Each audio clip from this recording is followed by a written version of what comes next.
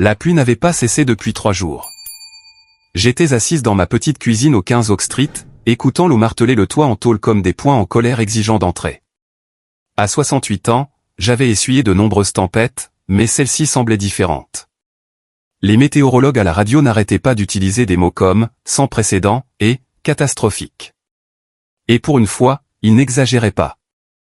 J'ai resserré ma robe de chambre et limée autour de mes épaules et j'ai siroté mon café du matin, essayant d'ignorer la tache brune qui s'étendait sur mon plafond.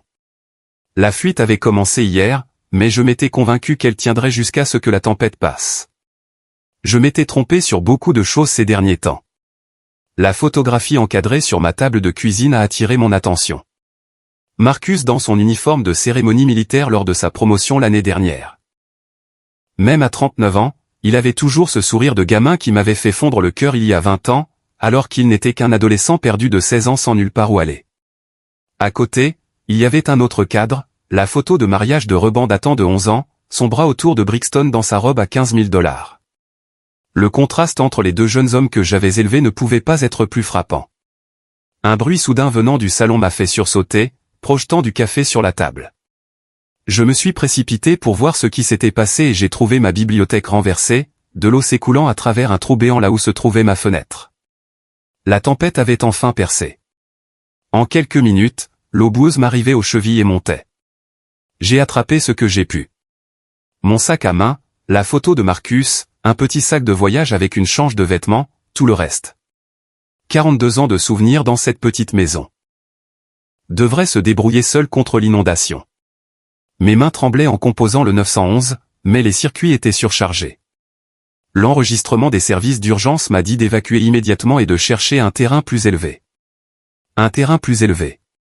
Le seul terrain plus élevé que je connaissais était à 40 minutes de là, à Maple Ridge, où mon fils Reban vivait avec sa femme Brixton dans leur manoir de $600 000. Je n'avais pas été invité chez eux depuis plus de 2 ans. Pas depuis que Brixton avait clairement fait savoir que ma présence la mettait mal à l'aise et que mon milieu ouvrier ne correspondait pas à leur cercle social. Mais sûrement, dans une urgence comme celle-ci, le sang importerait plus que ces tapis blancs immaculés et ces lustres en cristal. Le trajet jusqu'à Maple Ridge a été périlleux. Ma Honda de 15 ans a lutté dans les rues inondées, les essuie-glaces menant une bataille perdue contre la pluie torrentielle. Au moment où j'ai atteint leur communauté fermée, mes vêtements étaient trempés par les brèves courses entre la voiture et l'abri, et de la boue recouvrait mes chaussures après avoir attendu dans des flaques plus profondes que prévu. Le 127 Maple Ridge Drive m'avait toujours intimidé. La maison était un monument à la réussite. Une architecture moderne avec des baies vitrées, des pelouses manucurées qui coûtaient plus cher à entretenir que ce que je dépensais en course en 6 mois, et un garage pour 3 voitures qui abritaient la BMW de Reban, la Mercedes de Brixton et sa Porsche du week-end. Je me tenais sur leur porche couvert, de l'eau dégoulinant de mes cheveux gris, mon sac de voyage serré contre ma poitrine comme un bouclier. La sonnette a retenti d'une mélodie élaborée qui coûtait probablement plus cher que ma pension mensuelle de $850. À travers le verre dépoli, je pouvais voir du mouvement, des silhouettes passant dans ce que je savais être leur hall en marbre. La porte s'est ouverte, mais pas complètement. Brixton est apparu dans l'entrebâillement, ses cheveux blonds parfaitement coiffés malgré leur matinale, portant une robe de chambre en soie crème qui coûtait probablement plus cher que ce que je dépensais en vêtements en 1 an. Ses yeux verts se sont écarquillés en me voyant, mais pas d'inquiétude ou de soulagement, d'horreur. « Oh mon Dieu !» a-t-elle soufflé, sa voix portant ce ton particulier de dégoût généralement réservé à la découverte de quelque chose de désagréable sous sa chaussure. « Denise, qu'est-ce que tu fais ici ? » « Ma maison a été inondée, » ai-je dit, en essayant de garder ma voix stable malgré la façon dont elle me regardait. « J'ai besoin d'un endroit où rester jusqu'à... » « Non. » Le mot est sorti sec et définitif. « Absolument pas », j'ai cligné des yeux, certaine d'avoir mal entendu. « Brixton, j'ai juste besoin de... » « Regarde-toi. » Elle a fait un geste vers mes vêtements trempés, mes chaussures boueuses. La façon dont l'eau dégoulinait encore de mes cheveux sur son porche immaculé. « Tu es sale. Tu vas ruiner mes tapis blancs. As-tu la moindre idée de combien ils coûtent ? $15 000. Je peux enlever mes chaussures, ai-je faiblement proposé. Mais elle secouait déjà la tête. Ce ne sont pas seulement les chaussures, Denise. Tu es complètement trempée. Tu sens. Tu sens l'eau de l'inondation et la moisissure. Je viens de faire nettoyer la maison par des professionnels hier. Elle a resserré sa robe de chambre autour d'elle comme si ma présence pouvait la contaminer par proximité. C'est à ce moment-là que Reban est apparu derrière elle. Mon fils, 42 ans, prospère dans son entreprise d'assurance. Le garçon que j'avais élevé seul dès l'âge de 3 ans après la mort de son père. L'enfant pour qui j'avais fait des doubles journées, sacrifié mes rêves, mis à l'université en nettoyant des bureaux la nuit et en servant du café le jour. Maman. Il avait l'air confus, comme si trouver sa mère sur son paillasson pendant une catastrophe naturelle était en quelque sorte inattendu. Qu'est-ce qui se passe? Ta mère veut entrer, a dit Brixton, sa voix dégoulinant de dédain. Elle est trempée et boueuse et veut goûter partout dans notre maison. J'ai regardé le visage de mon fils, attendant qu'il dise à sa femme que bien sûr sa mère pouvait entrer, que la famille passait avant les tapis, qu'il y aurait toujours de la place pour moi dans sa maison. J'ai attendu qu'il se souvienne de toutes les nuits où j'étais resté à son chevet quand il était malade, de tous les sacrifices que j'avais faits pour qu'il ait mieux que moi. Au lieu de cela, il a regardé Brixton, puis de nouveau moi, son expression inconfortable mais résolue. Maman, peut-être que ce serait mieux si tu allais dans un refuge. La Croix-Rouge s'est installée au centre communautaire du centre-ville. Les mots m'ont frappé comme un coup physique. Un refuge. Il suggérait que sa mère de 68 ans, qu'il avait élevée seule et lui avait tout donné, devrait aller dans un refuge pour sans-abri plutôt que de salir les sols chers de sa femme. Reban, ai-je chuchoté, ma voix se brisant. C'est juste jusqu'à ce que l'eau se retire. Quelques jours au plus. Brixton s'est approché de lui, sa main possessive sur son bras. Chérie, nous avons les Henderson qui viennent dîner demain soir. Tu sais à quel point ce contrat est important pour ton entreprise. On ne peut pas avoir ça. Perturber nos plans. Ça. Elle m'appelait, ça, comme si j'étais un animal errant qui s'était égaré sur leur propriété. Je suis désolé, maman, a dit Reban, sans me regarder dans les yeux. Brixton a raison. Nous avons des obligations. Des obligations? Pas envers moi, apparemment. Pas envers la femme qui avait renoncé à sa chance de bonheur pour s'assurer qu'il ait tout ce dont il avait besoin. Pas envers la mère qui s'était usé les doigts jusqu'à l'os pour qu'il puisse se permettre l'université, pour qu'il puisse épouser une femme comme Brixton, pour qu'il puisse vivre dans une maison comme celle-ci. S'il vous plaît, ai-je essayé une dernière fois, détestant à quel point j'avais l'air désespéré. Je n'ai nulle part où aller. Il y a le refuge de la Croix-Rouge, a répété Brixton, commençant déjà à fermer la porte. Ils s'occuperont de vous. C'est pour ça qu'ils sont là. Ou peut-être que tu pourrais appeler ce garçon que tu aidais, a ajouté Reban comme frappé par une inspiration soudaine. Comment s'appelait-il? Marcus. Il n'habite pas par ici? Le garçon que j'aidais. Comme si Marcus avait été un cas de charité occasionnelle au lieu du fils de mon cœur. Le jeune homme qui m'appelait encore chaque semaine, qui m'envoyait encore des fleurs pour la fête des mères, qui n'avait jamais oublié ce que j'avais fait pour lui. Vous ne pouvez pas me laisser dehors comme ça, ai-je dit. Mais la porte se fermait déjà. Bonne chance, Denise, a appelé Brixton à travers l'entrebâillement qui se rétrécissait. J'espère que vous trouverez un endroit approprié. La porte s'est refermée avec un léger déclic qui a sonné comme le tonnerre à mes oreilles. Je suis resté là un long moment, fixant la plaque de laiton qui indiquait « les Hulbrook ». De l'eau dégoulinait de mes cheveux sur les coûteuses dalles d'ardoise sous mes pieds.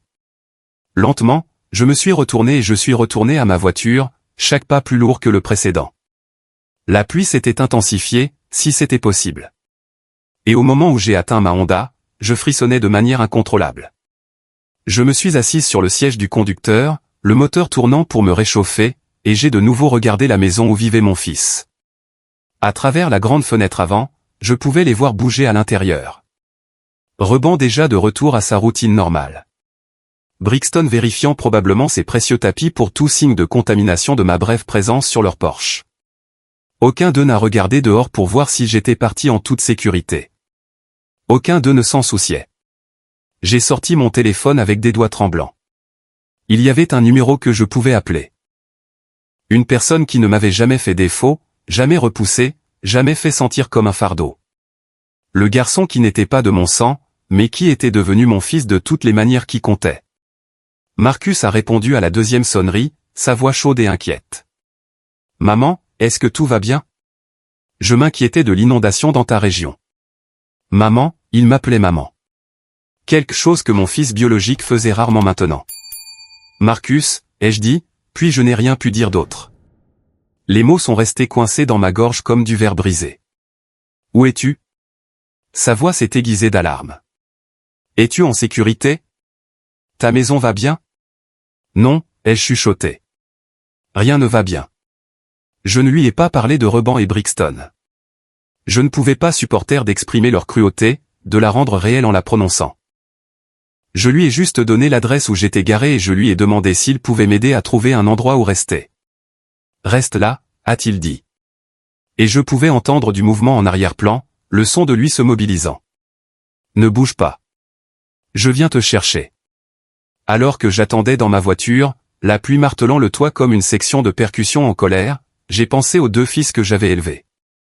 L'un m'avait tourné le dos pour des tapis blancs et des obligations sociales. L'autre se précipitait à travers une tempête dangereuse pour me sauver. Le sang, ai-je réalisé, ne fait pas la famille. L'amour le fait. Et j'étais sur le point de me rappeler la différence entre les deux. Assise dans ma voiture inondée sur Maple Ridge Drive, attendant l'arrivée de Marcus. Les souvenirs sont revenus en force, plus vite que les eaux de la tempête qui avait détruit ma maison. 24 ans de sacrifice, 24 ans d'amour pour un fils qui venait de me claquer la porte au nez, se sont déroulés derrière mes paupières closes comme un film que je ne pouvais pas arrêter. J'avais 30 ans quand David est mort. Une crise cardiaque à 35 ans, soudaine et impitoyable, me laissant avec un fils de 3 ans et une montagne de dettes médicales qui me suivraient pendant la décennie suivante. Je me souviens m'être tenu dans la salle de bain de notre petit appartement, me regardant dans le miroir pendant que Reban dormait dans son berceau, me demandant comment j'allais survivre, comment nous allions survivre. L'assurance vie couvrait à peine les frais funéraires. David avait toujours eu l'intention d'augmenter la police, mais il n'y avait jamais eu assez d'argent, et maintenant il n'y en aurait plus jamais. J'avais un diplôme d'études secondaires et aucune réelle expérience professionnelle au-delà de travaux à temps partiel pendant que Reban était bébé.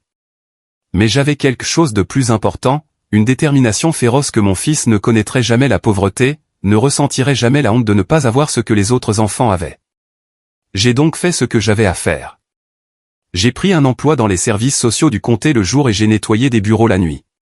Pendant que d'autres mères bordaient leurs enfants et leur lisaient des histoires, je frottais des toilettes et vidais des poubelles, essayant de gagner assez pour nous maintenir à flot. Ma voisine, Madame Chen, gardait Reban le soir pour $20 par semaine. De l'argent que je pouvais à peine me permettre mais que je devais trouver. Reban a grandi en pensant que c'était normal. Il ne savait pas que d'autres mères ne s'endormaient pas à leur table de cuisine sur des tasses de café froid à 2 heures du matin. Il ne savait pas que d'autres familles ne mangeaient pas de céréales pour le dîner 3 soirs par semaine parce que maman était trop fatiguée pour cuisiner. Il savait juste que, d'une manière ou d'une autre, il y avait toujours de la nourriture sur la table, des vêtements propres dans ses tiroirs et de l'argent pour les fournitures scolaires. En grandissant, je me suis assuré qu'il ait ce dont il avait besoin pour s'intégrer. Quand il a voulu jouer au baseball, j'ai pris des quarts de travail de nettoyage supplémentaires pour payer l'équipement. Quand il a eu besoin d'un costume pour sa remise de diplôme de 8e année, j'ai travaillé malgré la grippe pour gagner l'argent. Quand il a voulu une guitare au lycée, j'ai vendu ma bague de mariage, la seule chose de valeur qu'il me restait de David. Je me suis dit que tout cela en vaudrait la peine quand il grandirait. Quand il deviendrait prospère et heureux et qu'il réaliserait à quel point je m'étais sacrifié pour lui. Quand il regarderait en arrière et comprendrait que chaque choix que j'avais fait était pour son avenir. Mais la compréhension n'est jamais venue. Au lieu de cela, Reban semblait ressentir du ressentiment pour les sacrifices même que j'avais faits pour lui. Quand j'ai manqué ses matchs de football parce que je travaillais, il m'a accusé de ne pas m'en soucier. Quand je me suis endormi pendant une de ses pièces de théâtre à l'école, épuisé d'avoir fait un double quart de travail, il a eu honte. Quand je ne pouvais pas me permettre de l'emmener en vacances chères comme les familles de ses amis, il avait honte de notre modeste style de vie. « Pourquoi ne peux-tu pas être comme la mère de Jimmy ?» m'a-t-il demandé une fois quand il avait 14 ans. Elle vient à tout. Elle fait du bénévolat à l'école. Elle se soucie vraiment de ce que nous faisons. J'ai voulu lui dire que la mère de Jimmy n'avait pas à faire 2 boulots pour payer l'électricité. J'ai voulu lui expliquer que je m'en souciais tellement que je me tuais littéralement au travail pour lui donner des opportunités. Mais les garçons de 14 ans ne comprennent pas le sacrifice. Ils ne comprennent que l'absence. Le point de rupture est survenu lorsque Marcus est entré dans nos vies. C'était en 2004 et Reban avait 21 ans. parti à l'université avec la bourse d'études partielles que je l'avais aidé à obtenir en payant des cours de tutorat et de préparation aux examens. Je travaillais comme assistante sociale à l'époque. Finalement, après avoir obtenu mon diplôme grâce à des cours du soir qui m'ont pris 8 ans, le salaire était meilleur que celui du nettoyage de bureau, mais le travail était plus difficile à d'autres égards. Marcus Donovan avait 16 ans lorsqu'il m'a été assigné. Pupille de l'État, il avait été ballotté de foyer d'accueil en foyer d'accueil depuis l'âge de 8 ans, chaque placement se terminant par un échec et une déception. Son dossier était épais de rapports de fugue, d'absentéisme scolaire, de vols mineurs et de ce que le système appelait polymandé, problèmes de comportement. Quand je l'ai rencontré pour la première fois dans mon bureau, il était affalé sur la chaise en face de mon bureau comme un animal en cage cherchant la sortie la plus proche. Ses cheveux noirs lui tombaient dans les yeux, et ses vêtements étaient propres, mais trop petits, l'uniforme universel d'un gamin qui avait grandi plus vite que le peu qu'il possédait. Mais ce sont ses yeux qui m'ont touché. Il portait la même tristesse lasse que j'avais vue dans le miroir 21 ans plus tôt. Le regard de quelqu'un qui avait appris à ne pas attendre grand-chose du monde. Alors, a-t-il dit avant que je puisse me présenter. Dans quel foyer de groupe m'envoyez-vous cette fois? En fait, ai-je dit en fermant son dossier et en m'adossant à ma chaise. Je me demandais si tu voulais venir dîner. Il m'a regardé comme si j'avais parlé dans une langue étrangère. Quoi? Dîner. Chez moi ce soir. Je fais un bon pain de viande et j'ai une chambre d'amis qui prend la poussière. Madame, vous ne me connaissez même pas, j'en sais assez, ai-je dit. Et d'une certaine manière, c'était vrai. Je savais ce que c'était que d'être seul et d'avoir peur. Je savais ce que signifiait que le monde vous tourne le dos quand vous aviez le plus besoin d'aide. Je savais ce que la gentillesse d'une personne pouvait signifier pour quelqu'un qui avait perdu espoir. Ce soir-là, Marcus s'est assis à ma petite table de cuisine et a mangé 3 portions de pain de viande pendant que je lui expliquais les règles de la maison.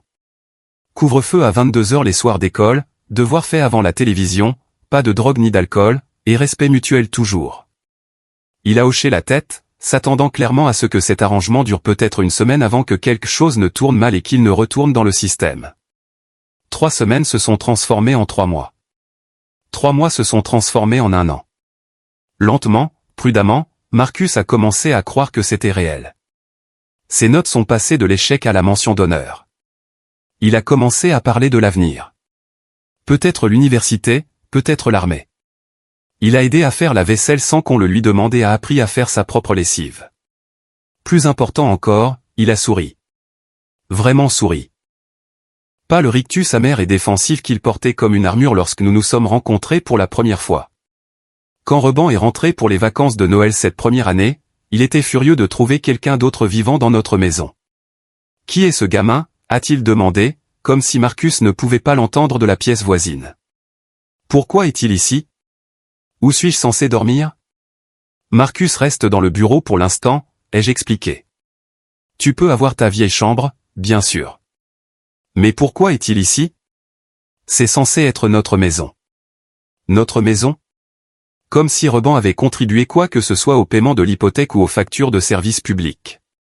Comme s'il avait son mot à dire sur ce que je faisais de l'espace que je travaillais si dur à entretenir. Il est ici parce qu'il a besoin d'un endroit où être, ai-je simplement dit. Tout comme toi quand tu étais petit. C'est différent. Je suis ton vrai fils. Les mots sont restés en suspens entre nous. Les blessants. Du bureau, j'ai entendu le bruit doux d'une porte se fermant. Marcus nous laissant l'intimité pour cette dispute familiale dont il n'était pas censé faire partie. Marcus fait partie de notre famille maintenant, ai-je dit fermement.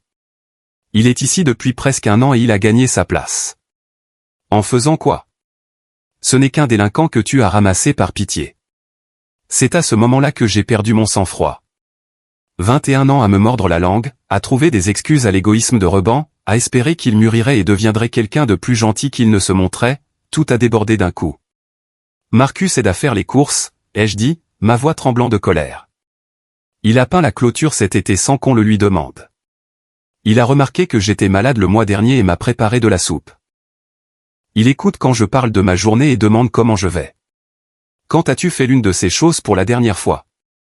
Le visage de Reban est devenu rouge. Je n'ai pas le temps pour ça. Je suis à l'université.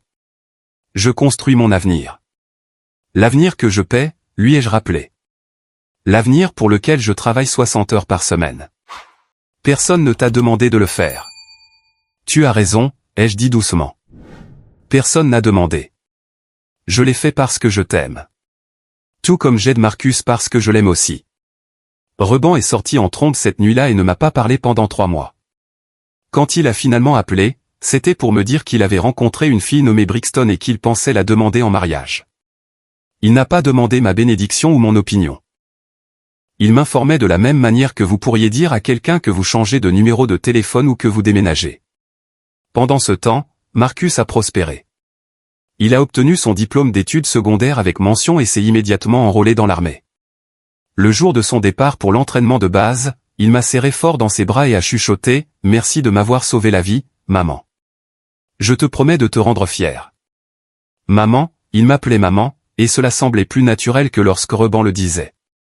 Au fil des ans, alors que Marcus gravissait les échelons et que Reban développait son entreprise d'assurance, le contraste entre eux est devenu plus prononcé. Marcus appelait chaque semaine, envoyait des fleurs pour la fête des mères, venait me voir chaque fois qu'il était en permission. Il me présentait à ses camarades soldats comme sa mère, n'expliquant jamais les circonstances compliquées de la façon dont nous étions devenus une famille. Pour lui, j'étais simplement sa mère, et il était mon fils. Reban, quant à lui, est devenu plus distant à chaque promotion et augmentation de salaire. Ses visites sont devenues ponctuelles, des visites obligatoires motivées davantage par l'attente sociale que par une affection sincère. Quand il a épousé Brixton, j'ai vu le calcul dans ses yeux alors qu'elle évaluait ma valeur pour leurs aspirations sociales. Je n'étais pas à la hauteur. Le mariage était magnifique. 50 000 $ de fleurs, de champagne et de tout ce qui est de créateur. Je portais ma plus belle robe, qui m'avait coûté 89 $ chez Macy's, et j'ai essayé de me fondre dans le décor des riches amis et parents de Brixton. Marcus, magnifique dans son uniforme de cérémonie, était mon cavalier. Il a passé toute la réception à s'assurer que je n'étais pas assis seul, me présentant aux gens comme sa fière mère, me faisant sentir que j'étais à ma place. La mère de Brixton m'a coincé près de la table des desserts et m'a demandé d'une voix qui aurait pu couper du verre. « Alors, c'est vous qui avez élevé ce gentil soldat. C'est merveilleux que vous lui ayez donné une chance. » Comme si Marcus avait eu de la chance de m'avoir au lieu de l'inverse. En fait, ai-je dit en souriant doucement. C'est moi qui ai eu de la chance. Il a été le meilleur fils qu'une mère puisse demander. Ses sourcils se sont haussés de confusion. Mais Reban est votre fils biologique, n'est-ce pas? La biologie ne fait pas une famille, ai-je répondu. L'amour le fait. Maintenant, assise dans ma voiture sous la tempête, j'ai compris à quel point ces paroles avaient été prophétiques. Reban avait mon ADN, mais Marcus avait mon cœur. L'un avait pris tout ce que j'avais offert et en avait demandé plus. L'autre avait rendu au centuple et n'avait demandé rien d'autre que de l'amour. À travers mon pare-brise strié de pluie, je pouvais voir Reban et Brixton se déplacer à l'intérieur de leur manoir chaud et sec. Probablement déjà en train d'oublier la mer mouillée et gênante qu'ils avaient repoussée. Ils avaient leur tapis blanc, leurs obligations sociales et leur vie soigneusement organisée. J'avais quelque chose de mieux. J'avais un fils qui se précipitait à travers une tempête dangereuse pour me secourir. Non pas parce qu'il le devait, mais parce qu'il le voulait. Un fils qui n'avait jamais oublié d'où il venait ni qu'il avait aidé à arriver là où il était. Le bruit de véhicules approchant a interrompu ma rêverie. Dans mon rétroviseur, j'ai vu des phares percer la pluie. Non pas une seule paire, mais plusieurs, se déplaçant en formation comme un convoi. Marcus ne venait pas seulement pour m'aider. Il amenait des renforts. En regardant ces lumières devenir plus vives, j'ai ressenti quelque chose que je n'avais pas ressenti depuis des années. La certitude absolue que quelqu'un déplacerait ciel et terre pour me garder en sécurité. Que je valais la peine d'être sauvé, protégé, aimé. Le sang m'avait fait défaut ce soir. Mais la famille, la vraie famille, était sur le point d'arriver. Le convoi qui a tourné sur Maple Ridge Drive n'avait rien à faire dans ce quartier de pelouse manucurée et de maisons d'1 million de $. 3 SUV noirs avec des plaques d'immatriculation gouvernementale se déplaçaient en parfaite formation à travers la tempête, leurs phares perçant les rideaux de pluie comme des projecteurs. Derrière eux venait un véhicule de transport militaire qui semblait plus adapté à une zone de guerre qu'à une rue de banlieue bordée de BMW et de Range Rover. J'ai regardé à travers mon pare-brise strié de pluie alors qu'ils s'arrêtaient devant la maison de Reban, leur moteur grondant comme le tonnerre. Le SUV de tête s'est arrêté juste à côté de ma Honda, et je pouvais voir une silhouette sur le siège passager parler rapidement dans une radio. Même à travers la tempête, il y avait quelque chose d'indéniablement autoritaire dans la façon dont ces véhicules s'étaient disposés. Non pas garés au hasard, mais positionnés stratégiquement. La portière passager du véhicule de tête s'est ouverte, et Marcus est sorti dans la tempête. Même à 39 ans, il se déplaçait toujours avec la même démarche déterminée que je me souvenais de son adolescence. Mais maintenant, il y avait autre chose. La présence de commandement, comme on l'appelle dans l'armée. Il portait son uniforme de cérémonie malgré le temps. Des rubans et des médailles attrapant la lumière qu'il y avait. Sa posture rayonnait du genre d'autorité qui faisait que les gens s'écartaient et prêtaient attention. Il était à la portière de ma voiture avant que je puisse entièrement traiter ce que je voyais. « Maman » a-t-il dit alors que je baissais ma vitre, la pluie nous trempant immédiatement tous les deux. Sa voix portait ce ton particulier de fureur contrôlée que je l'avais entendu utiliser exactement une fois auparavant, le jour où il avait obtenu son diplôme de fin d'études secondaires et avait découvert que Reban avait oublié de venir à la cérémonie. « Es-tu blessé ?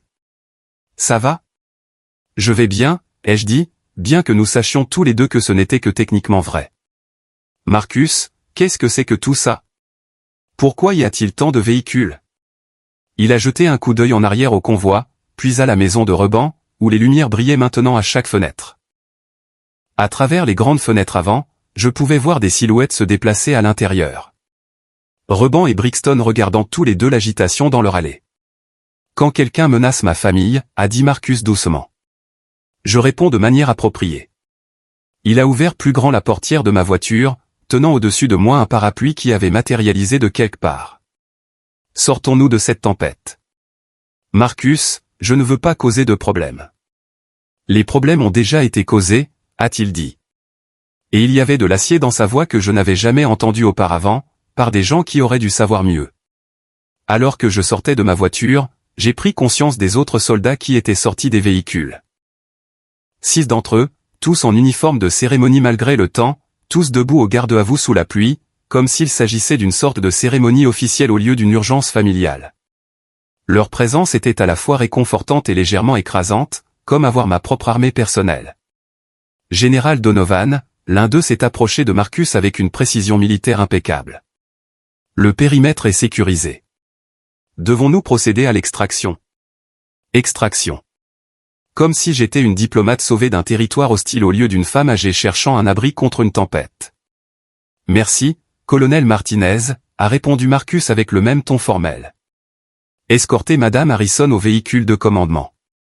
Tous les honneurs. Tous les honneurs pour moi. J'ai senti des larmes se mêler à la pluie sur mes joues alors que le colonel Martinez m'offrait son bras avec le genre de respect habituellement réservé aux dignitaires et aux chefs d'État.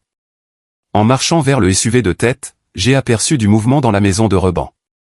La porte d'entrée s'était ouverte et mon fils se tenait sur le seuil, son expression un mélange de confusion et d'alarme croissante alors qu'il observait le convoi militaire qui avait transformé sa rue calme en quelque chose ressemblant à une opération gouvernementale.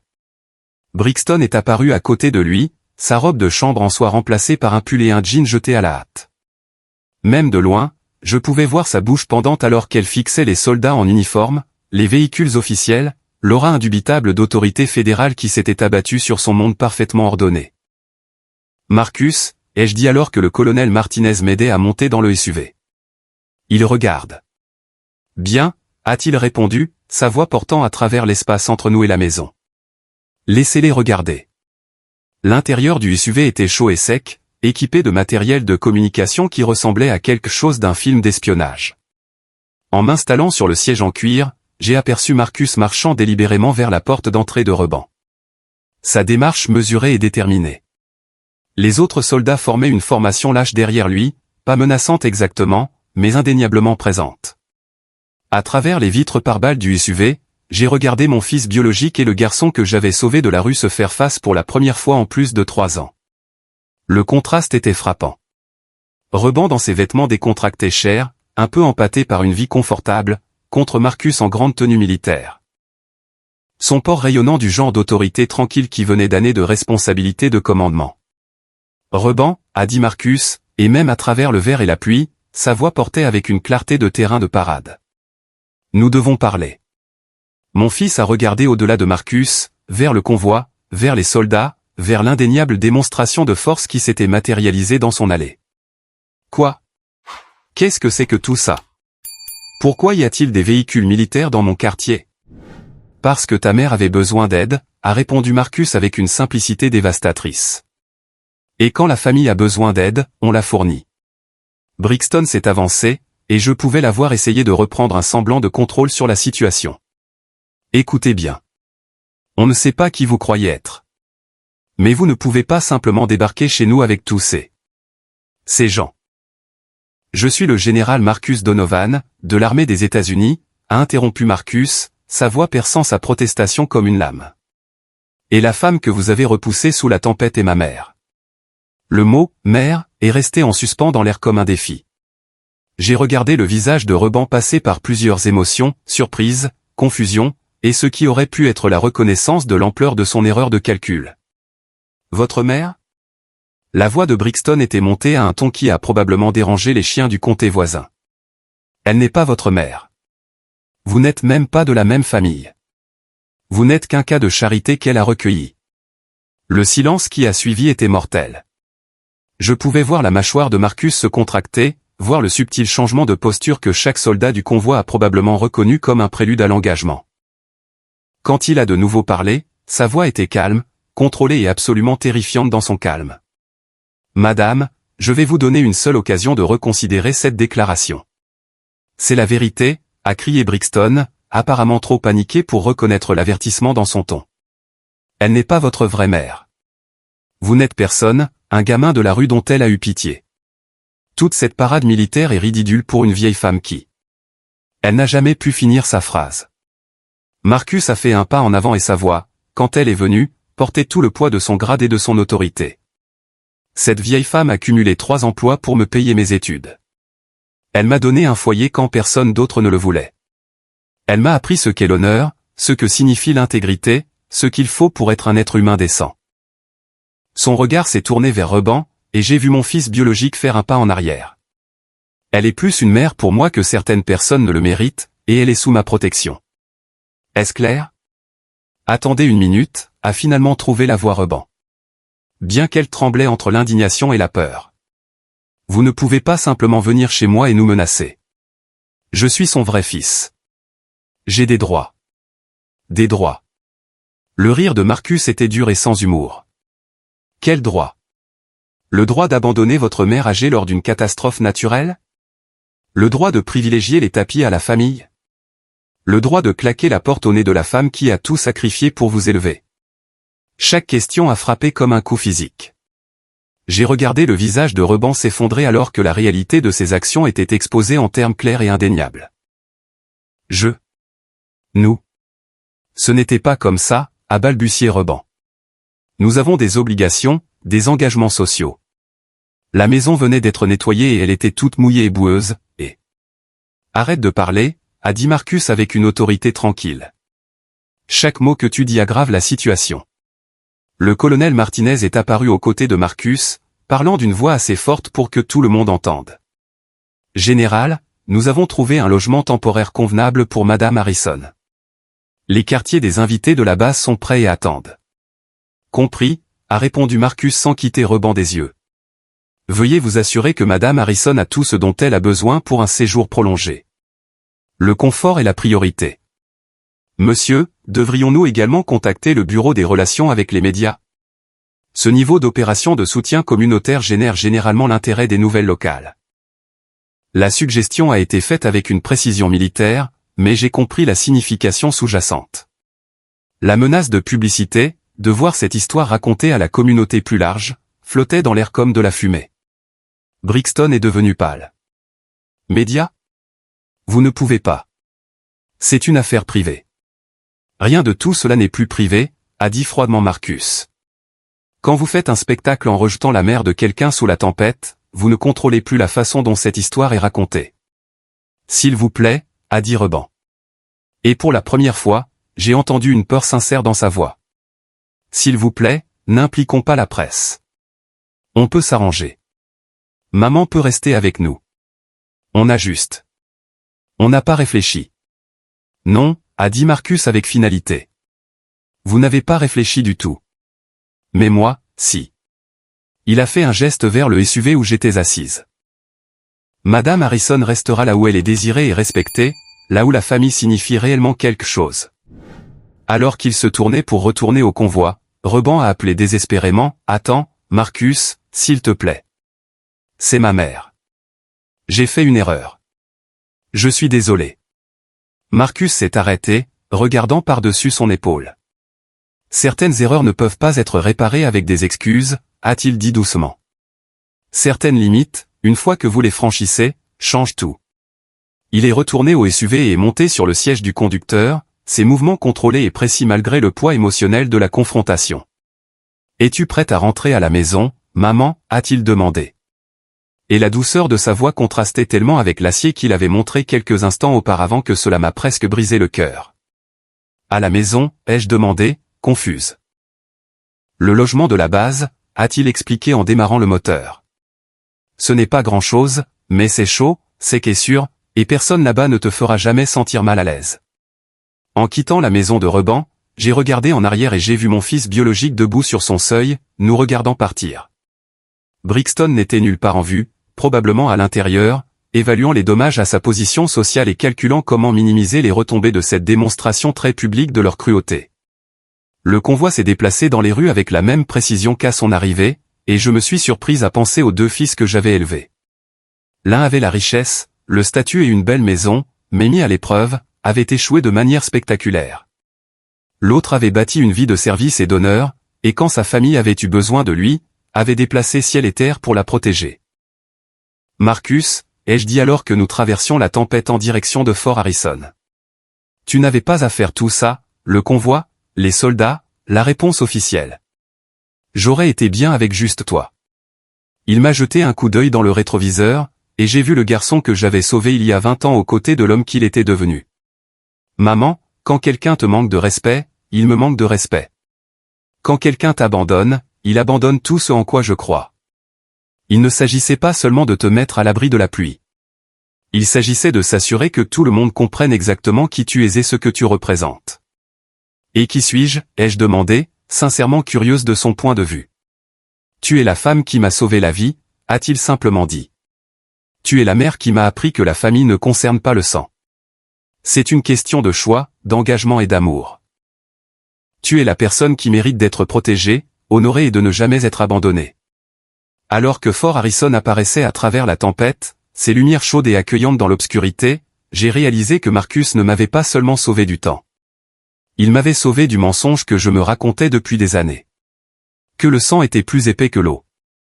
Que la famille biologique était en quelque sorte plus réelle ou plus importante que la famille choisie. Ce soir avait prouvé le contraire. La vraie famille, c'était les gens qui accouraient quand on appelait. La vraie famille, c'était les gens qui déplaçaient des montagnes pour vous garder en sécurité. La vraie famille, c'était de traverser une tempête avec un convoi militaire parce que vous comptiez assez pour être mobilisé. Fort Harrison la nuit était un monde différent du chaos que nous avions laissé derrière nous à Maple Ridge. Des lignes nettes de lampadaires marquaient des rangées ordonnées de bâtiments, chacun fonctionnel et entretenu avec une précision militaire. Même sous la tempête, il y avait quelque chose de profondément réconfortant dans le sens de l'ordre, dans ces gens qui connaissaient leur travail et le faisaient bien. Marcus s'est garé devant un modeste bâtiment de 2 étages avec une pancarte indiquant « Quartier des invités, bâtiment 17 ». La pluie avait enfin commencé à se calmer, mais il est quand même venu avec un parapluie pour m'escorter à l'intérieur. La même courtoisie attentionnée qu'il m'avait montrée depuis ses 16 ans. Madame Harrison, le sergent de bureau m'a accueilli avec une chaleur sincère alors que nous entrions dans le hall. Bienvenue à Fort Harrison. Le général Donovan s'est assuré que nous ayons tout préparé pour votre séjour. Si vous avez besoin de quoi que ce soit, et je veux dire quoi que ce soit, vous nous le faites savoir. L'appartement qu'ils avaient préparé était simple mais propre, avec une petite cuisine garnie de produits de base, un salon confortable et une chambre qui donnait sur le parc central de la base. Plus important encore, il était chaud, sec et rempli de gens qui me traitaient avec respect. C'est trop, ai-je protesté alors que Marcus me faisait visiter l'espace. Je n'ai pas besoin de tout ça. Une simple chambre d'hôtel aurait suffi. Tu ne restes pas dans un hôtel, a-t-il dit fermement. Tu restes là où je peux m'assurer que tu es en sécurité et à l'aise. Là où tu es traité comme la personne importante que tu es. Importante. Quand est-ce que quelqu'un m'avait appelé importante pour la dernière fois? Alors que nous nous installions dans le salon avec des tasses de café que quelqu'un avait judicieusement préparées, le téléphone de Marcus a commencé à vibrer constamment. Des SMS, des appels manqués, des messages vocaux, tous ignorés alors qu'il se concentrait entièrement sur mon installation. Tu devrais répondre, ai-je dit après le 10e bourdonnement. C'est peut-être important. Il a jeté un coup d'œil à l'écran et sa mâchoire s'est crispée. C'est Reban. Il appelle et envoie des SMS depuis 1 heure. Que veut-il? Marcus a fait défiler les messages, son expression s'assombrissant à chacun. Il veut s'expliquer. Il veut que je comprenne sa position. Il veut savoir si on peut régler ça comme des adultes.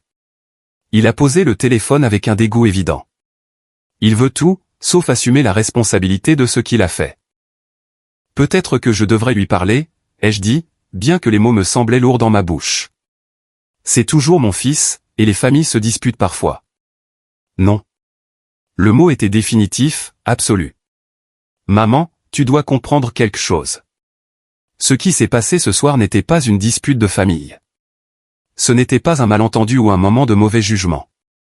C'était un choix délibéré et calculé de privilégier les choses matérielles à la décence humaine. Il s'est penché en avant, sa voix intense mais douce.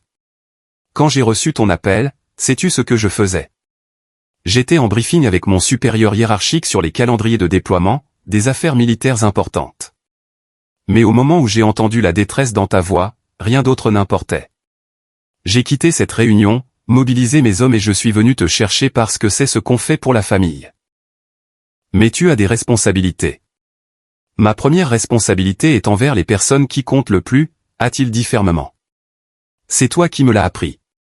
Tu m'as montré ce qu'est le véritable amour en mettant mes besoins avant ton confort pendant des années. Ce soir, j'ai pu te rendre l'appareil. Son téléphone a de nouveau vibré, et cette fois il a répondu avec une irritation évidente. Quoi? Même de l'autre côté de la pièce, je pouvais entendre la voix de Reban, aiguë de panique et de désespoir. Marcus a écouté pendant peut-être 30 secondes avant de le couper. Non, Reban, on ne va pas faire ça. Tu as fait ton choix quand tu as laissé notre mère assise dans une voiture inondée sous la tempête. Sa voix était froide, professionnelle, le ton de quelqu'un habitué à gérer des situations difficiles. Tu as choisi les tapis de ta femme plutôt que la sécurité de ta mère. Tu as choisi les apparences sociales plutôt que la décence humaine. Ces choix ont des conséquences. D'autres paroles frénétiques de l'autre côté de la ligne. L'expression de Marcus n'a jamais changé. Je me fiche de tes explications, a-t-il poursuivi. Je me fiche de tes excuses. Je me soucie des résultats. Et le résultat est que lorsque ta mère avait besoin d'aide, tu l'as complètement abandonnée. Marcus, s'il te plaît. Je pouvais entendre la voix de Reban clairement maintenant, désespérée et suppliante. Laisse-moi être très clair sur quelque chose, a dit Marcus, sa voix baissant à un registre qui a probablement fait reconsidérer leur choix de vie à des combattants ennemis. Madame Harrison est sous ma protection maintenant, de façon permanente. Toute détresse supplémentaire qui lui sera causée sera considérée comme une attaque personnelle contre moi et sera traitée en conséquence. Qu'est-ce que ça veut dire? La voix de Reban tremblait maintenant. Ça veut dire que tu as eu ta chance d'être son fils et que tu l'as gâché. Ça veut dire qu'elle mérite mieux que quelqu'un qui la voit comme un fardeau ou une source d'embarras. Ça veut dire que, pour moi, elle n'a plus qu'un seul fils, et ce n'est pas toi. Le silence à l'autre bout du fil était assourdissant. Marcus, a finalement dit Reban, sa voix à peine un murmure. Tu ne peux pas simplement m'enlever ma mère. Je ne l'emmène nulle part, a répondu Marcus avec un calme dévastateur. Tu l'as jetée. Je m'assure juste que quelqu'un la rattrape, quelqu'un qui connaît sa vraie valeur. Il a mis fin à l'appel et a immédiatement bloqué le numéro. Ses mouvements rapides et décisifs. Était-ce trop dur, m'a-t-il demandé, bien que son expression suggérait qu'il connaissait déjà la réponse. J'y ai réfléchi attentivement, pesant des années de déception contre ce seul moment d'être vraiment protégé et valorisé. Non, ai-je finalement dit. Je ne pense pas que c'était assez dur. Au cours des jours suivants, alors que je m'installais dans la vie sur la base, toute l'étendue de ce que Marcus avait fait a commencé à se révéler. Il ne s'agissait pas seulement de me fournir un abri. Il s'agissait de m'entourer d'une communauté qui comprenait le respect, l'honneur et le fait de prendre soin des siens. La femme du colonel Martinez, Elena, est passée avec de la soupe maison et une invitation à rejoindre le club de lecture des épouses d'officiers. Le sergent-major Johnson m'a présenté à sa mère, qui était en visite du Montana, et en 1 heure, nous échangions des histoires et partagions des photos comme de vieilles amies. L'aumônier de la base est venu s'assurer que j'avais tout ce dont j'avais besoin, à la fois sur le plan pratique et spirituel. Pour la première fois depuis des décennies, je faisais partie d'une vraie communauté. Des gens qui m'incluaient dans les conversations, qui me demandaient mon avis, qui semblaient sincèrement intéressés par mes pensées et mes expériences. C'était enivrant et déchirant à la fois. Enivrant parce que c'était si bon. Déchirant parce que cela mettait en lumière à quel point j'avais été seul pendant si longtemps. Marcus passait me voir tous les matins avant ses fonctions et tous les soirs après. Nous avons établi une routine de dîner ensemble lorsque son emploi du temps le permettait. Et lentement, j'ai commencé à comprendre l'homme qu'il était devenu. Non seulement ses réalisations militaires, bien qu'elles soient assez impressionnantes, mais son caractère. La façon dont il traitait ses subordonnés avec respect. La façon dont il se souvenait des détails sur les familles des gens. La façon dont il commandait par l'exemple plutôt que par l'intimidation. J'ai appris ça de toi, m'a-t-il dit un soir lorsque j'ai commenté son style de leadership. Tu n'as jamais eu à élever la voix pour que je t'écoute. Tu as juste vécu tes valeurs si clairement que j'ai voulu suivre ton exemple. J'essayais juste de survivre, ai-je dit. Pour te faire passer le lycée et te lancer dans une vie décente. Tu modélisais l'intégrité, a-t-il corrigé.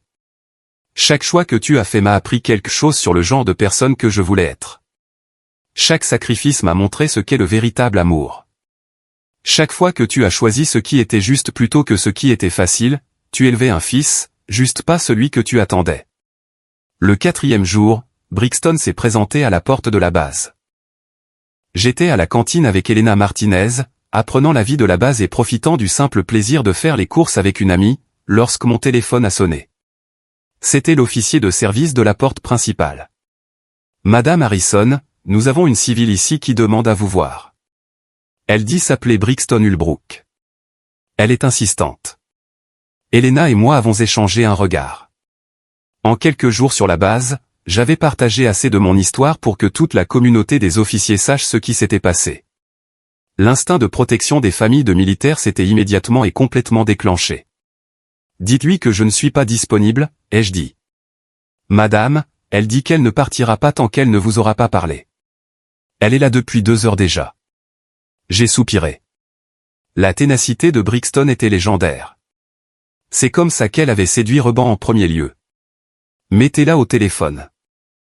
Un instant plus tard, la voix de ma belle-fille est passée par le haut-parleur. Artificiellement douce, mais avec une nuance de désespoir sous-jacente. Denise, Dieu merci. J'essaie de vous joindre depuis des jours. Nous devons parler. Je ne pense pas, ai-je dit calmement. Toute cette situation est devenue incontrôlable, a-t-elle poursuivi comme si je n'avais pas parlé. Nous sommes une famille. Nous devrions être capables de surmonter un petit malentendu. Un petit malentendu. J'ai senti ma colère commencer à monter. Vous m'avez traité de sale. Vous avez dit que je ruinerais vos tapis. Vous avez suggéré que j'aille dans un refuge pour sans-abri au lieu de rester dans la maison de mon fils pendant une catastrophe naturelle. J'étais stressé, a-t-elle dit, sa voix prenant une qualité plaintive.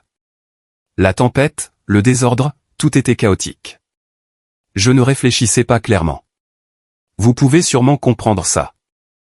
Elena me regardait avec l'intérêt vif de quelqu'un qui avait été briefé sur la situation.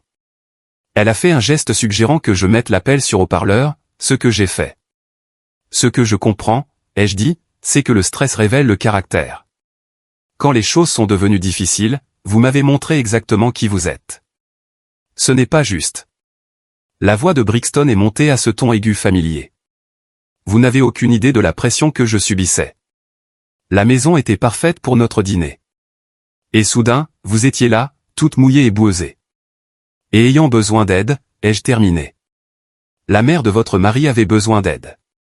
Et votre réponse a été de protéger vos sols. Ces sols ont coûté 12 000 $, a-t-elle crié, oubliant apparemment qu'elle essayait de me convaincre. Elena a haussé les sourcils et a murmuré, 12 000, avec le genre d'expression réservée aux personnes qui ont clairement perdu le sens des réalités. Brixton, ai-je dit, ma voix mortellement calme. Je vais vous expliquer quelque chose très clairement. Vous aviez une seule chance de montrer que vous compreniez ce que signifie la famille. Une seule occasion de faire preuve de décence humaine élémentaire. Vous avez échoué de manière spectaculaire. Mais on peut arranger ça, a-t-elle insisté. Reban se sent très mal.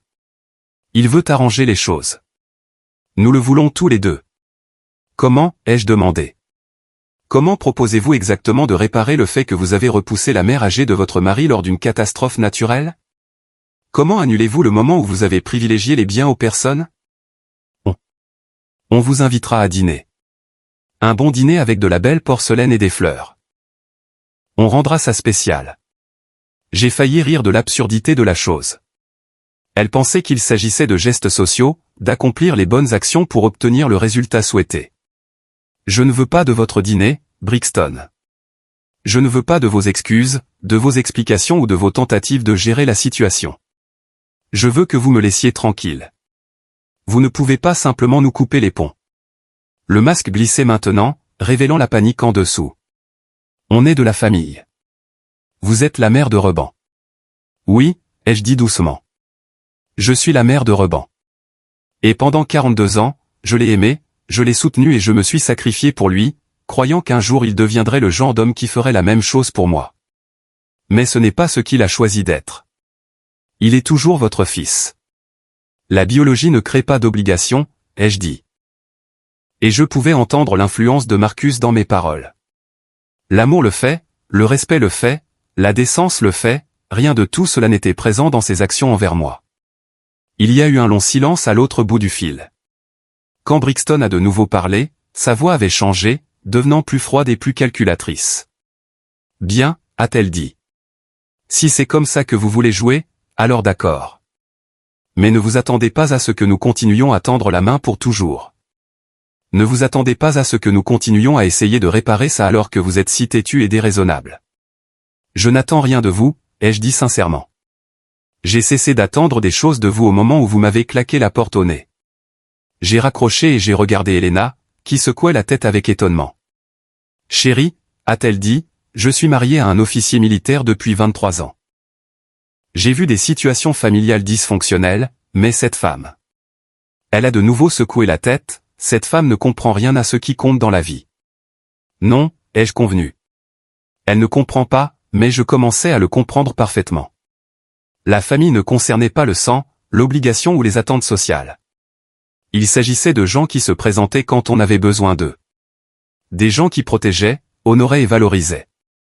Des gens qui choisissaient de vous aimer non pas parce qu'ils le devaient, mais parce qu'ils le voulaient. J'avais ça maintenant. Je l'avais avec Marcus, avec Helena, avec cette communauté de gens qui m'avaient accueilli, non pas à cause de mes liens de parenté, mais à cause de qui j'étais. Pour la première fois depuis des années, j'avais l'impression d'être exactement là où je devais être. 3 mois s'étaient écoulés depuis la tempête qui avait tout changé, et Fort Harrison était devenu plus qu'un simple abri temporaire. C'était devenu ma maison d'une manière qui me surprenait chaque matin au réveil. Les quartiers des invités avaient évolué en un espace confortable rempli de petites touches qui le rendaient mien, des photographies sur la cheminée, des livres sur les étagères, des plantes près de la fenêtre qu'Helena Martinez m'avait aidé à choisir. J'avais établi des routines qui structuraient mes journées. Le café du matin avec le colonel Martinez et sa femme dans leur cuisine, où nous discutions de tout, de l'actualité aux recettes familiales. L'après-midi passé à faire du bénévolat à la bibliothèque de la base, à aider les enfants de soldats à lire, ou à travailler dans le jardin communautaire que le sergent-major Johnson m'avait convaincu d'aider à créer. Les soirées étaient souvent passées avec Marcus lorsque ses fonctions le permettaient, ou avec le groupe d'épouses d'officiers qui m'avaient accueilli comme l'une des leurs. Pour la première fois depuis des décennies, je me sentais utile, apprécié, désiré. Madame Harrison, a dit le jeune soldat Rodriguez alors que je l'aidais à écrire une lettre à sa petite amie au Texas. Ma mère vous adorerait. Elle dit toujours que les bonnes personnes reconnaissent les autres bonnes personnes, et tout le monde ici dit à quel point le général a de la chance de vous avoir comme mère. C'est moi qui ai de la chance, ai-je répondu, et je le pensais. Marcus m'avait donné plus qu'un abri et une protection. Il m'avait donné une communauté où j'appartenais, où ma présence ajoutait de la valeur plutôt que de créer une obligation. Le contraste avec mon ancienne vie ne pouvait pas être plus frappant. Plus de marche sur des œufs autour des humeurs de Brixton. Plus de sentiment d'être une invitée malvenue en présence de mon propre fils. Plus de prétendre que le lien biologique était suffisant pour maintenir une relation construite sur le ressentiment et l'arrivisme social. Mon téléphone sonnait rarement maintenant, et quand il le faisait, c'était généralement Elena qui me demandait si je voulais l'accompagner faire du shopping, ou l'aumônier Williams qui m'invitait à aider avec le programme pour les jeunes, ou Marcus qui passait prendre de mes nouvelles. Les appels désespérés de Reban avaient cessé après la première semaine, remplacés par un silence qui en disait long sur ses priorités. Mais les nouvelles circulaient, surtout dans une communauté aussi interconnectée que le cercle social de Maple Ridge. Vous voudrez peut-être voir ça, a dit Elena un après-midi, posant son ordinateur portable sur ma table de cuisine avec une expression qui mêlait inquiétude et satisfaction à peine dissimulée. Sur l'écran se trouvait la page mondaine du journal local, avec une photographie de ce qui ressemblait à une collecte de fonds caritative. Le titre disait « Un dirigeant d'assurance locale fait face à des défis commerciaux au milieu d'une controverse familiale ». L'article était formulé avec précaution, comme le journalisme de petite ville gère les sujets sensibles impliquant des familles éminentes, mais le message était clair. L'entreprise d'assurance de Reban était en difficulté. Plusieurs clients importants avaient discrètement déplacé leurs comptes vers des concurrents. Les raisons n'étaient jamais explicitement mentionnées, mais le moment était révélateur. Il semble, a dit prudemment Elena, que certaines personnes influentes de la communauté aient des opinions bien arrêtées sur la façon dont les membres de la famille devraient traiter leurs aînés. J'ai parcouru l'article, notant les citations de sources anonymes exprimant leur déception face à de récentes révélations sur le caractère et leurs préoccupations concernant les relations commerciales avec des personnes qui ne partagent pas les valeurs de notre communauté. Marcus n'a pas fait ça, ai-je dit, bien que cela soit sorti plus comme une question. Marcus n'a pas à faire quoi que ce soit directement, a répondu Elena. Le bouche-à-oreille circule vite dans les cercles militaires, et beaucoup de gens à Maple Ridge ont des liens avec la base. Des entrepreneurs, des fournisseurs, des officiers de réserve, des familles de militaires. Quand les gens entendent parler de quelqu'un qui maltraite l'équivalent d'une mère Gold Star, eh bien, les conséquences suivent naturellement. Équivalent d'une mère Gold Star. L'expression a attiré mon attention. Qu'est-ce que ça veut dire? L'expression d'Elena s'est adoucie. Chérie, vous avez élevé un général. Vous avez tout sacrifié pour l'aider à devenir l'homme qu'il est aujourd'hui. Dans la culture militaire, cela vous rend presque sacré. Ce que votre fils et sa femme vous ont fait, ce n'est pas seulement personnel. C'est une violation de tout ce que nous chérissons en matière d'honneur envers ceux qui servent et se sacrifient. La nouvelle suivante est arrivée une semaine plus tard, livrée par Marcus lui-même lors d'un de nos dîners réguliers. J'ai eu des nouvelles du colonel Peterson aujourd'hui, a-t-il dit en coupant prudemment son steak. Sa femme joue au tennis avec certaines des dames du Maple Ridge Country Club. J'ai posé ma fourchette, sentant que ce qui allait suivre serait important. Apparemment, Brixton a quelques difficultés sociales, a-t-il poursuivi avec le ton neutre de quelqu'un rapportant les conditions météorologiques. Plusieurs de ces comités ont trouvé des raisons de la remplacer. Le conseil d'administration du Country Club a décidé de ne pas renouveler sa présidence. Les invitations à certains événements ont diminué. À cause de ce qui s'est passé avec moi. À cause de qui elle s'est révélée être, a corrigé doucement Marcus. Les cercles sociaux comme les leurs survivent grâce à la réputation et au respect. Quand quelqu'un fait preuve d'une telle cruauté envers un membre de sa famille, surtout un aîné, cela soulève des questions de caractère que les gens ne veulent pas associer à leurs organisations. J'ai réfléchi à cela, essayant de comprendre ce que je ressentais face à l'exil social de mon ancienne belle-fille. Étonnamment, je n'ai ressenti aucune satisfaction de sa chute, juste une sorte de reconnaissance lasse que les actions avaient des conséquences. Et Reban? Ai-je demandé. La mâchoire de Marcus s'est légèrement crispée. Il a essayé de me joindre par les canaux officiels, des appels à mon bureau, des emails à mon personnel, même une tentative de prendre rendez-vous par protocole militaire. Que veut-il? S'excuser, s'expliquer, demander mon aide pour réparer sa réputation et son entreprise. Marcus a levé les yeux de son assiette, son expression sérieuse. Il semble penser que si je le pardonne publiquement, si nous sommes vus ensemble, cela restaurera sa position sociale. L'audace de la chose m'a coupé le souffle. Même maintenant, même après tout, Reban pensait aux apparences et à la gestion sociale plutôt qu'à un remords sincère ou à la réparation de la relation. Qu'est-ce que tu lui as dit? Rien. Je n'ai répondu à aucune de ses communications. Marcus s'est adossé à sa chaise, sa voix prenant ce ton de commandement qui faisait se redresser les subordonnés. Il a eu 42 ans pour apprendre à vous traiter correctement. Il a eu d'innombrables occasions de montrer sa gratitude pour vos sacrifices, son respect pour votre dignité, son amour pour votre personne. Il a choisi de ne pas les prendre. Il est toujours mon fils biologique, ai-je dit doucement, bien que les mots me semblaient creux même en les prononçant. Et vous êtes toujours la femme qu'il a élevée, a répondu Marcus. Ce qui rend sa trahison encore pire, pas meilleure. La biologie n'excuse pas la cruauté, maman. Elle la rend moins pardonnable, pas plus. 2 semaines plus tard, la dernière pièce du puzzle s'est mise en place lorsqu'Elena est arrivée à ma porte avec des commérages frais et des biscuits faits maison. La maison des Hulbrook est à vendre, a-t-elle annoncé sans préambule, posant les biscuits sur mon comptoir et s'installant dans ce qui était devenu sa chaise habituelle à ma table de cuisine. Quoi ? 1,2 million de dollars, selon l'annonce. Apparemment, les pressions financières sont finalement devenues trop fortes. L'entreprise de Reban a perdu trop de clients, et sans les relations sociales de Brixton pour apporter des recommandations, ils ne peuvent pas maintenir leur style de vie. J'ai absorbé cette information lentement. Le manoir qui avait été trop bien pour une mer mouillée et boueuse n'était maintenant qu'un autre bien immobilier évalué en dollars et en cents plutôt qu'en statut social. Où iront-ils ? Personne ne le sait avec certitude, mais il y a des spéculations sur un déménagement chez les parents de Brixton en Arizona. Apparemment, son père a des relations d'affaires là-bas qui pourraient aider Reban à se reconstruire. Reconstruire, recommencer dans un nouvel endroit où leur réputation n'avait pas été ternie par des histoires de maltraitance des personnes âgées et d'arrivisme social. Il semblait en quelque sorte approprié qu'ils aient à construire de nouvelles vies tout comme moi. Ce soir-là, alors que j'étais assise sur le petit porche devant mes quartiers, regardant le coucher de soleil sur la base, Marcus m'a rejointe avec 2 tasses de café et le silence confortable qui s'était développé entre nous au fil des mois. « Elena t'a parlé de la maison », a-t-il finalement dit. Ce n'était pas une question. Oui.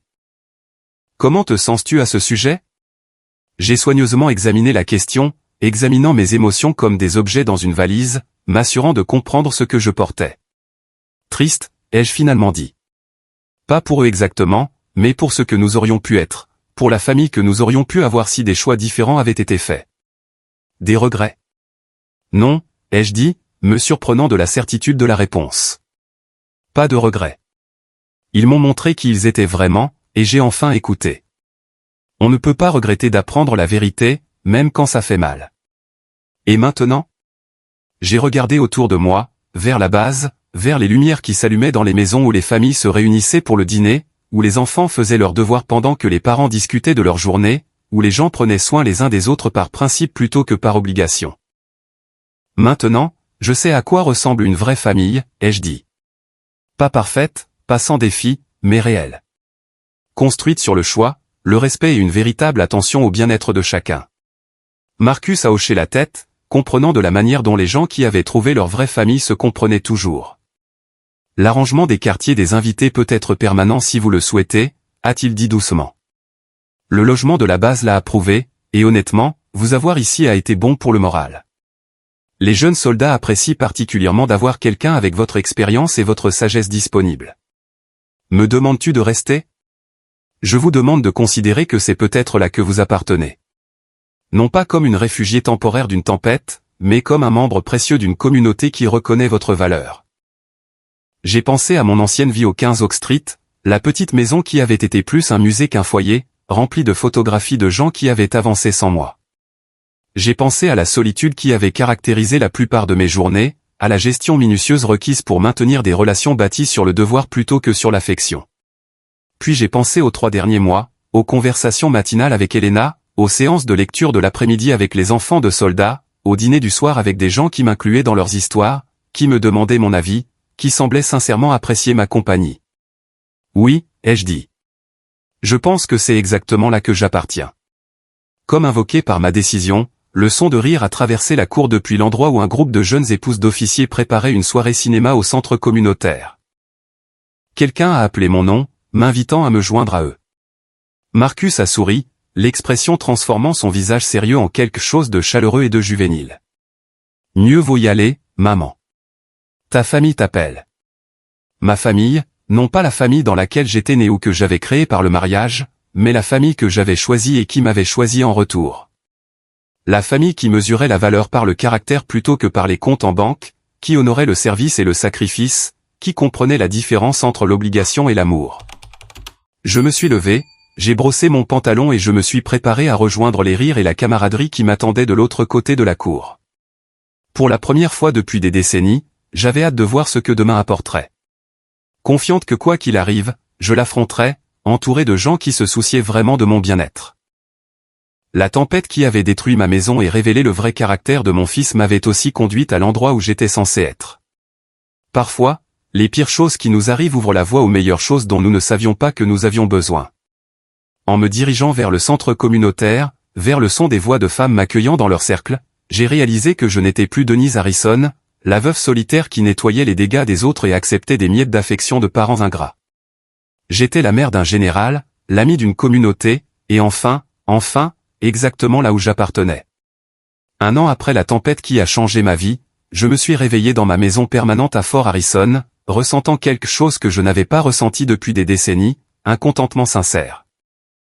Le soleil du matin filtrait par la fenêtre de ma chambre, illuminant la collection de photographies qui décorait maintenant ma commode. Pas seulement de vieux souvenirs de gens qui avaient avancé, mais de nouveaux. Marcus dans son uniforme de cérémonie lors de sa dernière promotion. Elena et moi au festival des récoltes de la base.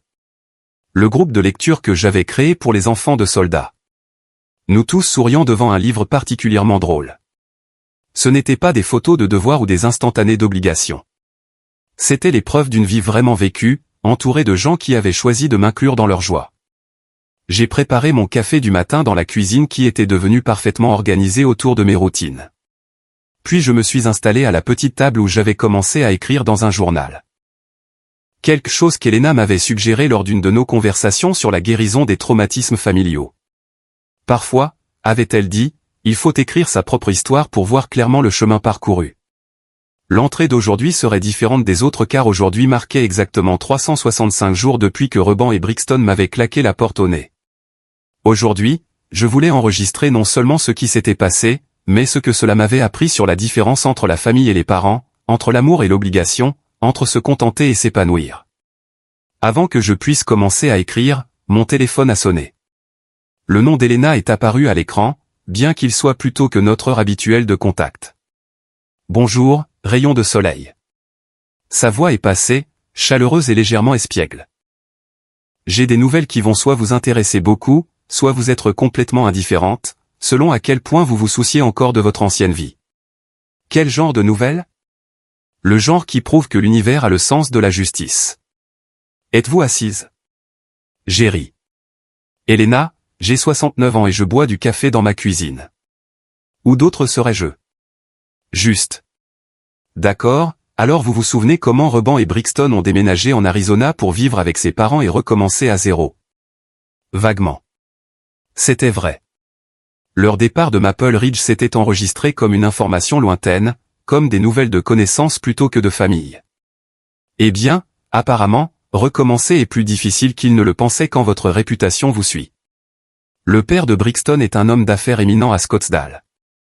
Très connecté à la scène sociale là-bas. Était connecté. De toute façon. J'ai posé ma tasse de café, sentant une histoire plus longue arriver. Il s'avère, a poursuivi Elena, que l'histoire de ce qu'ils vous ont fait est arrivée en Arizona avant eux. Les familles de militaires parlent, et Phoenix a une énorme population de vétérans. Quand la nouvelle s'est répandue sur la façon dont ils ont traité l'équivalent d'une mère Gold Star, disons que l'accueil n'a pas été chaleureux. Elena, je ne suis pas une mère Gold Star. C'est pour les femmes qui ont perdu des fils au service. Chérie, vous avez élevé un général à partir de rien. Vous avez tout sacrifié pour qu'il puisse servir son pays avec honneur. Aux yeux de la communauté militaire, vous êtes de la famille, et ce que votre fils vous a fait était une insulte à tout ce que nous apprécions en matière de soutien à ceux qui servent. Elle a fait une pause, et je pouvais entendre la satisfaction dans sa voix alors qu'elle se préparait à livrer le reste de la nouvelle. Les partenaires commerciaux du père de Brixton comprenaient plusieurs officiers militaires à la retraite. Quand ils ont entendu l'histoire, ils ont clairement fait savoir que quiconque traiterait sa propre mère de cette façon n'était pas quelqu'un avec qui ils voulaient faire des affaires. Un par un, les accords sont tombés à l'eau. Les contrats ont été annulés, les invitations sociales se sont taries. Je me suis surprise à penser à Brixton, toujours si soucieuse des apparences et de la position sociale, se retrouvant persona non grata dans une autre communauté. Mais au lieu de satisfaction, je n'ai ressenti qu'une reconnaissance lasse que les gens finissent par faire face aux conséquences de leur choix. Il y a plus, a poursuivi Elena. Apparemment, le stress des échecs sociaux et commerciaux a mis à rude épreuve leur mariage. Brixton a demandé le divorce le mois dernier. Les papiers citaient des différences irréconciliables, mais selon mes sources, elle a blâmé Rebond pour leur chute. Elle a dit que s'il avait été à ses hommes pour tenir tête à sa mère au lieu de la laisser ruiner leur vie, rien de tout cela ne serait arrivé. L'ironie était à couper le souffle. Même en divorce, Brixton me blâmait pour des conséquences qui découlaient directement de leur propre cruauté. Elle a eu la maison en Arizona, ce qu'il en reste après les frais de justice, a poursuivi Elena. Rebond travaille apparemment comme expert en sinistre pour l'entreprise d'assurance de quelqu'un d'autre maintenant. Cadre moyen, rien d'extraordinaire. Il vit dans un appartement d'une chambre et conduit une voiture de 10 ans. J'ai absorbé cette information, attendant de ressentir quelque chose. De la justification peut-être, ou du moins une petite satisfaction que justice ait été rendue. Mais tout ce que j'ai ressenti, c'est un profond sentiment de distance, comme si Elena me parlait d'étrangers plutôt que de personnes qui avaient autrefois été au centre de ma vie. Comment vous sentez-vous à propos de tout ça ? A demandé Elena, faisant écho à ma propre question intérieure. Honnêtement, je ne ressens rien. Pas heureuse de leurs problèmes, pas triste de leur situation, juste rien. Ils ne font plus partie de ma vie. C'est probablement la réponse la plus saine, a-t-elle dit avec approbation. Vous êtes passé à de meilleures choses. Après avoir raccroché, je suis restée assise à ma table de cuisine pendant un long moment, réfléchissant au concept de « passer à autre chose ».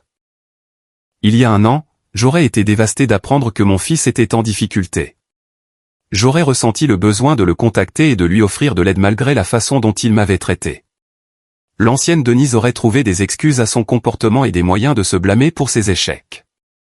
Mais l'ancienne Denise était une femme qui acceptait des miettes d'affection et les appelait de l'amour, qui confondait devoir et soin, qui croyait que les liens biologiques créaient des obligations qui ne pouvaient être rompues, peu importe à quel point elle était maltraitée. La nouvelle Denise, la femme que j'étais devenue dans cette communauté qui m'appréciait et me respectait, comprenait quelque chose que l'ancienne version n'avait pas compris. Que l'amour véritable était mutuel, que les relations saines exigeaient la réciprocité, et que la famille était quelque chose que l'on construisait par le choix et l'engagement, pas quelque chose que l'on subissait par accident de naissance. Un coup à ma porte a interrompu mes réflexions. Je l'ai ouverte et j'ai trouvé Marcus debout, dans son uniforme de cérémonie, l'air inhabituellement formel pour une visite matinale décontractée. « Bonjour, maman », a-t-il dit, en utilisant le titre qui me réchauffait encore le cœur chaque fois que je l'entendais. « As-tu quelques minutes ? Il y a quelque chose que je veux te montrer. »« Bien sûr. »« Entre. » Je prenais juste un café. « En fait, » a-t-il interrompu doucement. « J'espérais que tu viendrais avec moi. Il y a quelque chose à mon bureau que je pense que tu voudras voir. » Curieuse, j'ai attrapé mon pull et je l'ai suivi à travers la base jusqu'au bâtiment administratif où se trouvait son bureau. Il m'a conduite dans des couloirs bordés de photographies de chefs militaires distingués, passant devant des bureaux où du personnel en uniforme travaillait aux affaires de la sécurité de notre pays. Le bureau de Marcus était spacieux mais pas ostentatoire, décoré des récompenses et des distinctions qu'il avait méritées au cours de ses 20 ans de carrière. Derrière son bureau était accroché un grand drapeau américain, et sur sa bibliothèque se trouvait une photographie encadrée de nous deux lors de sa cérémonie de promotion il y a 6 mois. « Assieds-toi » a-t-il dit en désignant la chaise en face de son bureau. « J'ai quelque chose à te donner. » Il a ouvert un tiroir et a sorti un document d'aspect officiel, épais de jargon juridique et portant plusieurs sous-officiels.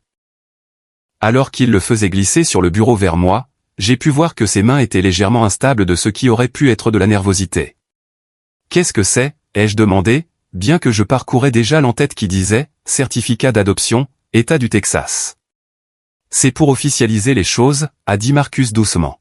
« Rendre légal ce qui est vrai dans nos cœurs depuis 20 ans. Je vous adopte comme ma mère, formellement et définitivement. » J'ai fixé le document, le langage juridique prudent qui transformerait notre relation familiale choisie en quelque chose de reconnu par la loi et le gouvernement. Marcus Donovan demandait officiellement à adopter Denise Harrison comme sa mère légale, malgré le fait qu'il ait 39 ans et qu'il soit parfaitement capable de gérer ses propres affaires. Marcus, ai-je chuchoté, ma voix se brisant, tu n'as pas à faire ça. Nous savons tous les deux que tu es mon fils de toutes les manières qui comptent. Un morceau de papier ne changera pas ça. Tu as raison, a-t-il dit en s'agenouillant à côté de ma chaise. Ça ne changera pas ce que je ressens pour toi ou ce que tu ressens pour moi. Mais ça changera la façon dont le monde nous voit. Ça garantira que si jamais il m'arrive quelque chose, tu seras légalement reconnue comme ma plus proche parente. Ça te donnera accès à mes avantages militaires, à mes prestations de survivant si nécessaire. Plus important encore, ça fera une déclaration officielle publique que tu es ma famille, choisie, revendiquée et permanente. Des larmes coulaient maintenant sur mon visage. 20 ans de gratitude et d'amour débordant d'un coup. Mais ta famille biologique ?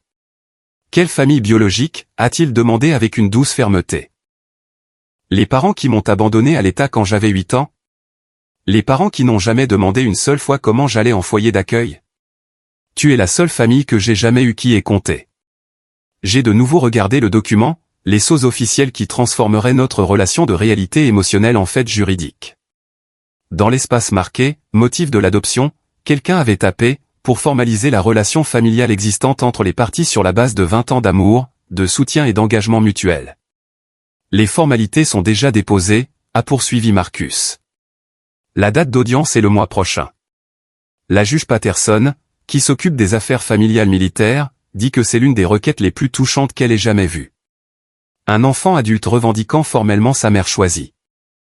Qu'est-ce que cela signifiera concrètement ? Cela signifie que légalement, officiellement, définitivement, vous êtes ma mère et je suis votre fils. Cela signifie que votre nom de famille peut devenir Donovan si vous le souhaitez. Cela signifie que lorsque je prendrai ma retraite de l'armée, mes avantages nous soutiendront tous les deux.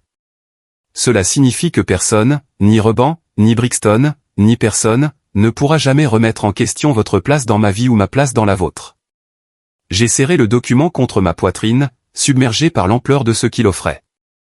Non seulement une protection juridique ou une sécurité financière, mais quelque chose de bien plus précieux. La reconnaissance officielle que l'amour et le choix pouvaient créer des liens plus forts que le sang. Que la famille était quelque chose que l'on construisait plutôt que quelque chose dans lequel on essaie. Il y a encore une chose, a dit Marcus en retournant à son bureau et en ouvrant un autre tiroir. Quelque chose que je gardais pour le bon moment. Il a sorti une petite boîte en velours, du genre qui contient habituellement des bijoux, et l'a posée sur le bureau entre nous. Il y a 20 ans, vous m'avez donné un foyer quand personne d'autre ne le voulait. Vous avez vu un potentiel dans un gamin brisé et en colère que tout le monde avait abandonné. Vous m'avez aimé à travers mes pires moments et célébré mes meilleurs. Vous m'avez appris ce que signifiait faire partie d'une vraie famille. J'ai ouvert la boîte avec des mains tremblantes. À l'intérieur se trouvait un pendentif, un simple cercle en argent gravé des mots, mon fils, mon choix, ma fierté, et la date de son diplôme de fin d'études secondaires. J'ai fait faire ça après ma première promotion, a-t-il dit. Je le transporte depuis des années, attendant le bon moment pour te le donner. Aujourd'hui me semble être ce moment. Alors qu'il attachait la chaîne autour de mon cou, j'ai senti le poids du pendentif se poser contre ma poitrine, juste au-dessus de mon cœur. C'était la preuve tangible de quelque chose que j'avais su mais que je n'avais jamais pleinement cru mériter. Que j'étais aimé non pas par obligation, mais par choix. Marcus, ai-je dit, ma voix stable malgré les larmes. J'ai besoin que tu saches quelque chose. La nuit de la tempête, quand Reban m'a repoussé, j'ai pensé que mon monde s'effondrait. J'ai pensé que j'avais échoué en tant que mère, en tant que personne, en tout ce qui comptait. Il a attendu, me laissant l'espace pour trouver les mots. Mais j'avais tort. Mon monde ne s'effondrait pas. Il commençait. La vraie vie, la vraie famille, le véritable amour commençait enfin. Tout avant cette nuit n'était qu'une préparation pour ce moment, pour cette vie, pour cette famille que nous avons construite ensemble. Alors, tu signeras les papiers d'adoption ? Je les signerai, ai-je dit, mais non pas parce que j'ai besoin de protection juridique ou de sécurité financière. Je les signerai parce que je veux que le monde entier sache ce que nous comprenons tous les deux déjà. Que tu es mon fils. Je suis ta mère et rien ne changera jamais cela. 6 mois plus tard, je me tenais dans la salle d'audience de la juge Patterson, portant ma plus belle robe et le pendentif que Marcus m'avait donné, regardant alors qu'elle officialisait notre famille d'un coup de stylo. Elena et le colonel Martinez étaient là comme témoins, ainsi que plusieurs autres amis de la base qui étaient devenus notre famille élargie. C'est un honneur pour moi, a dit la juge Patterson, d'accorder cette requête et de reconnaître officiellement ce qui est clairement vrai depuis de nombreuses années. Que Marcus Donovan et Denise Harrison Donovan sont mère et fils, liés par l'amour, le choix et l'engagement. Puisse votre famille continuer à prospérer et à servir d'exemple de ce à quoi ressemble le véritable amour. En sortant du palais de justice, maintenant légalement et définitivement une famille, Marcus m'a pris le bras et a souri. Alors, maman, comment ça fait d'être officiellement une Donovan? J'ai regardé autour de moi les amis qui étaient venus célébrer avec nous, la communauté qui m'avait complètement accueilli, la vie que j'avais bâtie sur les cendres de mes anciennes déceptions. C'est comme rentrer à la maison, ai-je dit. Enfin, après 69 ans, je sais exactement où j'appartiens.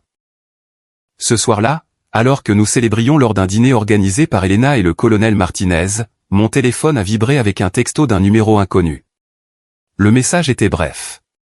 Maman, j'ai entendu parler de l'adoption. Je suis désolé pour tout. Pouvons-nous parler? Reban. J'ai montré le message à Marcus, qui l'a lu sans expression.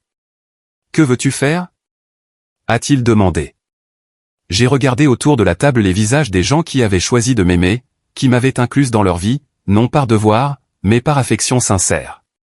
Des gens qui ne m'avaient jamais fait sentir comme un fardeau ou une obligation, qui célébraient ma présence plutôt que de la tolérer. J'ai supprimé le message sans répondre. Rien, ai-je dit. Je ne veux absolument rien faire. C'est ma famille maintenant, et c'est ici que mon histoire continue. Et pour la première fois de ma vie, je me sentais complètement, totalement, parfaitement en paix. Maintenant, je suis curieuse de vous qui écoutez mon histoire. Que feriez-vous si vous étiez à ma place? Avez-vous déjà vécu quelque chose de similaire? Commentez ci-dessous.